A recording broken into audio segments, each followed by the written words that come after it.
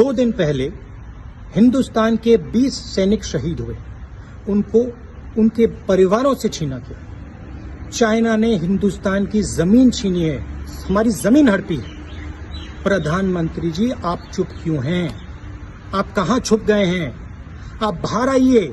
पूरा देश, हम सब आपके साथ खड़े हैं, एक साथ खड़ा हुआ है आपके साथ देश। बाहर आइए, देश को सच्चाई बताइए, डरिए मत। कुछ दिनों से, विगत 4-5 दिनों से देख रहे हैं जिस प्रकार की आपकी ट्वीट्स आती है, जिस प्रकार के भद्दे शब्दों का आप प्रयोग करते हैं हिंदुस्तान की प्रधानमंत्री के लिए, जिस प्रकार का अविश्वास आप हिंदुस्तान के प्रति दिखाते हैं, ये बहुत ही गैर जिम्मेदाराना है और ये बहुत ही दुखद है। राहुल जी, कल आपने एक ट्वीट किया था जिसमें आपने बाइट भी दिया था और कहा था कि प्रधानमंत्री छुपे हुए हैं और आप डरिए मत। बंधुओं, प्रधानमंत्री कोई एक व्यक्ति नहीं होता है। प्रधानमंत्री हम सब का प्रधानमंत्री होता है। प्रधानमंत्री कोई सिर्फ बीजेपी या एक पार्टी का प्रधानमंत्री नहीं होता है। मोदी जी केवल बीजेपी के प्रधानमंत्री नहीं है, वो हिंदुस्तान के प्रधानमंत्री हैं, मेरे प्रधानमंत्री हैं, राहुल जी के प्रधानमंत्री हैं, सोनिया जी के प्रधानमंत्री हैं और आपके प्रधानमंत्री हैं। और संवैधानिक तरीके से, लोकतांत्रिक तरीके से हम सबके प्रतिनिधि हैं, वो प्रतिनिधित्व करते हैं हिंदुस्तान का। ऐसे में जब आप कहते हैं डरा हुआ प्रधानमंत्री, छुपा हुआ प्रधानमंत्री, तो यह आक्रमण आप किसी एक व्यक्ति पर राजनीतिक दृष्टिकोण से नहीं कर रहे हैं, यह आक्रमण आप हिंदुस्तान के ऊपर कर रहे हैं। और हिंदुस्तान किससे डर रहा है राहुल गांधी जी? आप क्या कहते हैं? हिंदुस्तान डरा हुआ है? आप क्या कहते हैं? हिंदुस्तान छुपा हुआ है? 20 जवानों ने शहादत दी है, उनको डरा हुआ बताना, उनको छुपा हुआ बताना, देश के लिए ये गैर जिम्मेदाराना बयान है। ये हमें क्षुब्ध करता है। देश आज क्षुब्ध है आपके बयानों से। और आज पुनः आपने एक इर्रेस्पॉन्सिबल ट्वीट किया है। राहुल जी आज जानना चाहते थे कि why were our soldiers sent to the border unarmed. Rahul ji, आप में इतनी भी पेशेंस नहीं है, आप में इतना भी संयम नहीं है। आज 18 तारीख है ना, कल 19 तारीख है ना, ऑल पार्टी मीटिंग कल प्रधानमंत्री ने बुलाया है ना। इतना भी संयम, तृण मात्र का भी आप में संयम नहीं है। आप इस प्रकार के भद्दे सवाल एक ओपन प्लेटफॉर्म पे पूछ रहे हैं। आप ये दिखाना चाहते हैं कि भारतवर्ष ने अपने सैनिकों को बिना किसी हथियार के मरने के लिए छोड़ दिया। ये किस प्रकार का बयान है राहुल गांधी जी? राहुल गांधी जी, आप अगर पढ़े लिखे नहीं हैं, आपके पास जानकारी नहीं है, तो जानकारी लीजिए। घर में बैठ के लॉकडाउन का इस्तेमाल करते हुए कुछ किताबें पढ़नी चाहिए थी। आपके समर्थित सरकारों के समय, आपके सरकारों के समय क्या क्या वार्ता हुए थे, किस किस प्रकार की हुई थी, क्या एग्रीमेंट्स हुए थे। 1993 का एग्रीमेंट चीन के साथ क्या था, 1996 का एग्रीमेंट चीन के साथ क्या था, 2013 का एग्रीमेंट चीन के साथ क्या था।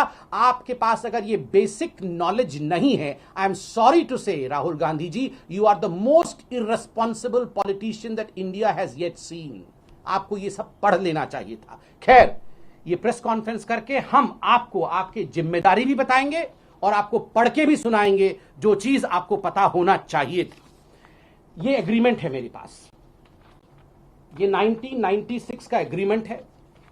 और अगर मेरी नॉलेज सही है, आप वेरीफाई करिए राहुल जी, नवंबर 1996 में यह एग्रीमेंट साइन किया गया था।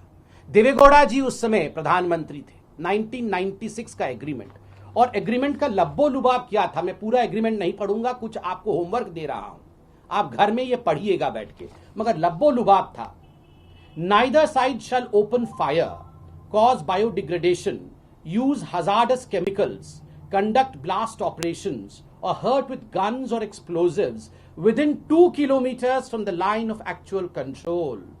Line of actual control के 2 किलोमीटर तक, इधर 2 किलोमीटर उधर 2 किलोमीटर तक किसी प्रकार की कोई वेपनरी इस्तेमाल नहीं होगी, ब्लास्ट नहीं होगा, बंदूकें नहीं चलेंगी। और राहुल जी, मैं आपको बता दूं, शायद आपको विश्वास नहीं है, वैसे आपको विश्वास ही नहीं है इंडिया की आर्मी के ऊपर। Indian army is the most professional army of the world. संधियों का, एग्रीमेंट्स के साथ चलना, उनको बजाय रखना, उनको कायम रखना, ये एक प्रोफेशनल आर्मी का काम होता है। मगर फिर भी ये हमारे जाबाज सिपाही थे।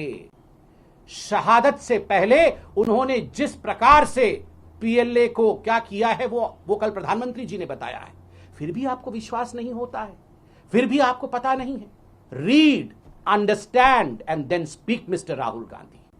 Just don't rant against your country. देश के विरोध में केवल अपने ही लॉन्चिंग पैड के लिए, अपने राजनीति को आगे बढ़ाने के लिए इस प्रकार के अतथ्यों और भ्रामक चीजों को मत फैलाएं। राहुल गांधी जी, ये तो मैंने आपको 1996 के विषय में बताया, किसकी सरकार थी वो भी बताया मैंने आपको। अब मैं कुछ सवाल आपसे पूछूंगा, आपने बहुत सवाल पूछ लिया है, अब कुछ सवाल हम आपसे पूछेंगे, देश आपसे पूछेगा और आपसे जानना चाहेगा।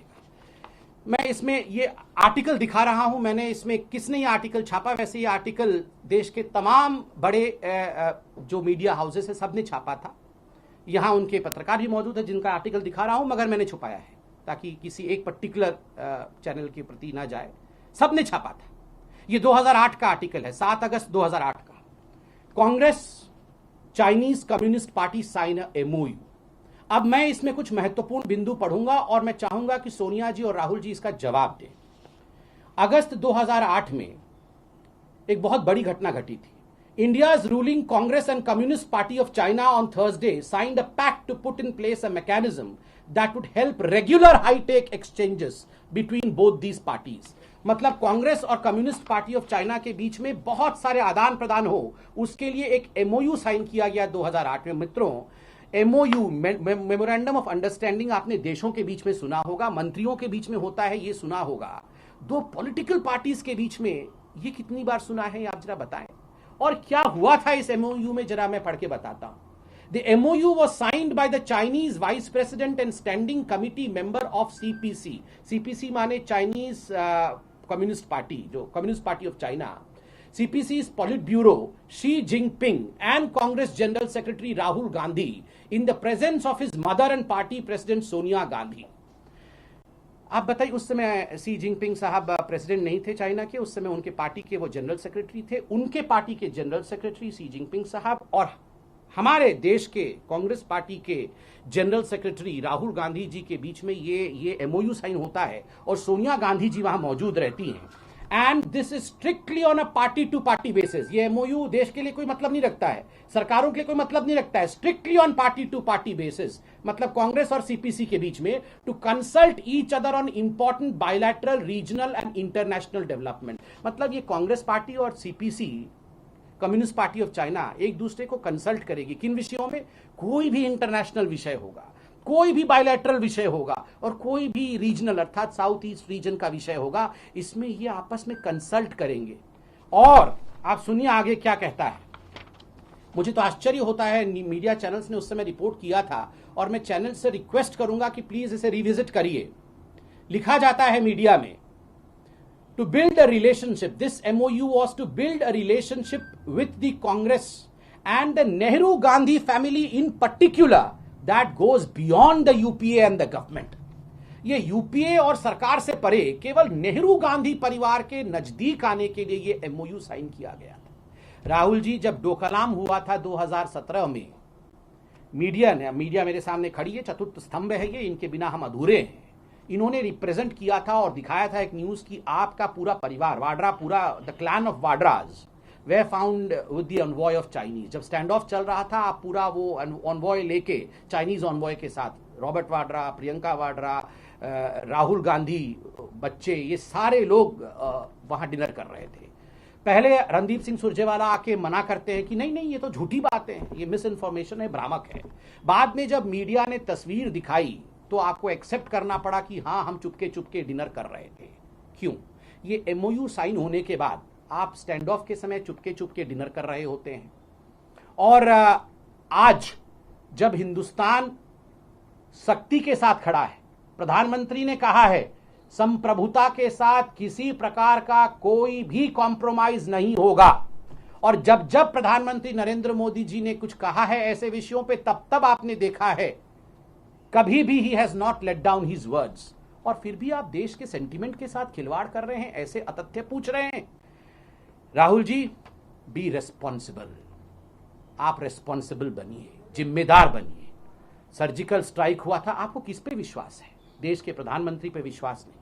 रक्षा मंत्री ने देश के आपको आश्वासित किया था कि 1 इंच जमीन हिंदुस्तान की हम नहीं जाने देंगे, आपको उन पर विश्वास नहीं। गृह मंत्री ने कहा था कि बिल्कुल डट के हिंदुस्तान खड़ी है, गृह मंत्री पे आपको भरोसा नहीं है। इंडिया के आर्मी के चीफ ने आज से 4-5 दिन पहले देश को आश्वस्त किया था, आपको आर्मी चीफ पे भरोसा नहीं है। जब डीजीएमओ ने प्रेस कॉन्फ्रेंस करके सर्जिकल स्ट्राइक के विषय में जानकारी दी थी, राहुल गांधी जी ने डीजीएमओ को झूठा बताया था और उस समय खून की दलाली की बात की थी। एयर स्ट्राइक पे आपको विश्वास नहीं है। मैं सवाल पूछना चाहता हूं राहुल गांधी जी से, किस पे विश्वास है आपको? अगर हिंदुस्तान पे, हिंदुस्तान के प्रधानमंत्री पे, हिंदुस्तान के रक्षा मंत्री पे, हिंदुस्तान के गृह मंत्री पे, हिंदुस्तान के निवासियों पे, हिंदुस्तान की आर्मी पे आपको भरोसा नहीं है, तो राहुल गांधी जी किस पे भरोसा है आपको? ये ट्वीट करके बताएं। बंधुओं, मैं अंत में ही कहूंगा कि राहुल गांधी, ये भारत है, 1962 का भारत नहीं है, 2020 का भारत है। डी एस्केलेशन के विषय में मैं नहीं कह सकता, वो मिलिट्री और सरकार उसमें स्टेटमेंट दे रही है। Mister Rahul Gandhi, you need to de-escalate your misinformations. Rahul Gandhi ji को अपने मिस इन्फॉर्मेशन और प्रोपेगेंडा की राजनीति को तुरंत तत्क्षणात डी एस्केलेट करना चाहिए, क्योंकि हिंदुस्तान राहुल गांधी जी को अपने इस प्रकार के एस्केलेशन के लिए माफ नहीं करेगा। और अंत में हिंदुस्तान हर फ्रंट पे जीतेगा, कोरोना से भी जीतेगा, चाइना के साथ जो स्टैंड ऑफ है उसके साथ भी, उसमें भी जीतेगा। और कांग्रेस पार्टी, आप अगर खुल के हिंदुस्तान के सेंटीमेंट के खिलाफ खड़े हो जाएंगे, हम आपसे भी जीतेंगे। We will fight all the 3 C's together. Corona, as far as the standoff with China is concerned, we are confident, and as far as Congress is concerned, we will win this war against misinformation and irresponsibility against Congress. Thank you so much, my friends.